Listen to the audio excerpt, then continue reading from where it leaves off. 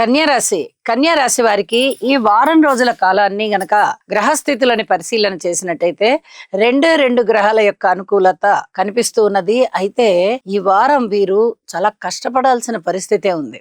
రెండు గ్రహాలు అనగానే యోగ్యత అనేది కాస్త తక్కువగా కనిపిస్తూ ఉంటుంది. మీ కష్టం ఎంత ఉందో, మీ విల్ పవర్ ఎంత ఉందో దానిని బట్టే ముందరికెళ్తారు తప్ప గ్రహస్థితులు చాలా బాగున్నాయి, మనం కొద్దిగా ప్రారంభిస్తే అవే ముందరికి తీసుకెళ్తాయి అనడానికి లేదు. ఇక్కడ పంచమ స్థానంలో ఈ చతుర్గ్రహ కూటమి ఏర్పడి అక్కడ శుక్రాచార్యుల వారి యొక్క స్థితి ఉంది. కోణ స్థానంలో చతుర్గ్రహ కూటమి ఏర్పడి ఉన్నది.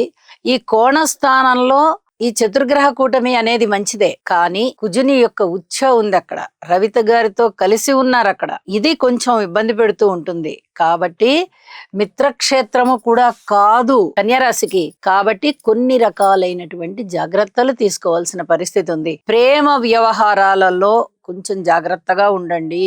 అలాగే ఇక్కడ షష్ఠ స్థానంలో రాహు గారి యొక్క సంచారం చాలా బాగుంది.